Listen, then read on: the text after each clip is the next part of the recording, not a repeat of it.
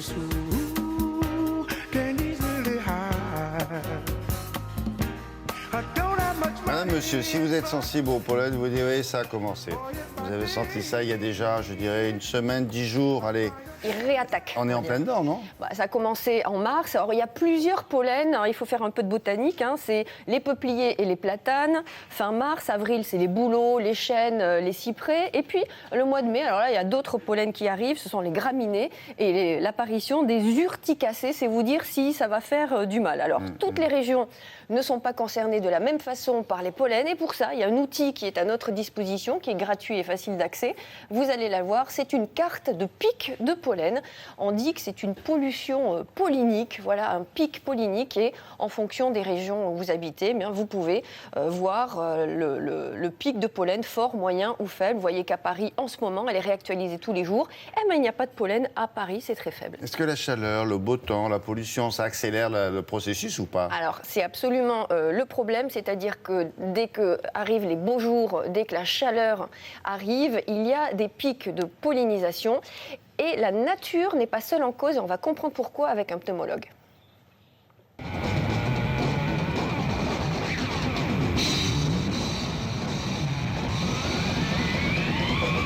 Les pollens sont plus agressifs, et on les appelle mutants, parce que sur ces pollens s'agrègent un certain nombre d'éléments comme des particules qui proviennent en fait de la pollution atmosphérique liée au transport.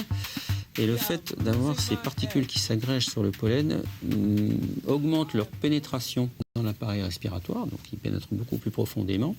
Et deuxièmement, modifie ce qu'on appelle la réaction immunologique, donc inflammatoire, allergique, qu'ils vont déclencher. Alors, le réchauffement climatique joue un rôle. Il modifie le temps de la saison pollinique qui est plus long, et surtout, lorsque l'atmosphère est beaucoup plus chaude, les pollens prolifèrent beaucoup plus. Donc la charge pollinique est beaucoup plus importante. Donc on va inhaler beaucoup plus de pollen, et plus on en inhale, et bien sûr plus la réaction inflammatoire sera importante et la réaction allergique importante.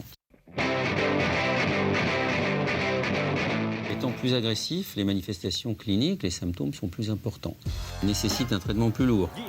C'est-à-dire que jusqu'à quelques années, un traitement antihistaminique, c'est-à-dire anti-allergique, simple, par comprimé, suffisait. Souvent, maintenant, c'est plus le cas, parce que la charge pollinique est trop importante, ou ces pollens sont plus agressifs. Et donc, il faut rajouter à ces anti-allergiques des traitements locaux, essentiellement par des corticoïdes, soit qu'on met dans le nez quand on a une rhinite, soit qu'on met par voie inhalée dans les bronches lorsque l'on a de l'asthme. La deuxième possibilité, c'est la désensibilisation. La désensibilisation qui marche bien, avec maintenant une technique qui est beaucoup plus simple qu'avant, on n'a pas besoin de faire des injections. Simplement, il faut être sensibilisé à un pollen très prédominant. Et en général, par exemple chez les asthmatiques, ils sont souvent sensibilisés à plusieurs pollens, plusieurs allergènes. Donc là, c'est beaucoup plus compliqué et ça ne marchera pas.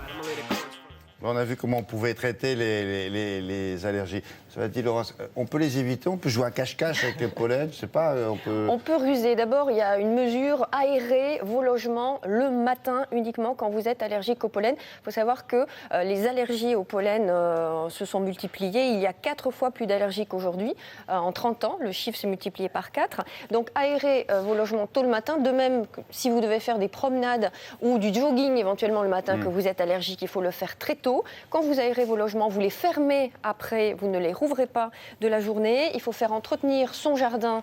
Ne tondez pas vous-même votre pelouse si vous êtes allergique au pollen, et demandez un conseil à un pépiniériste pour mettre dans le jardin des plantes auxquelles vous n'êtes pas allergique, évidemment. Il faut se laver fréquemment, notamment les cheveux le soir. C'est shampoing automatique, systématique le shampoing quand vous êtes allergique au pollen. La douche, bon, évidemment. Parce que les pollens dorment là-haut dans la perruque? Ah, tout, bien sûr, les pollens sont sur la moumoute.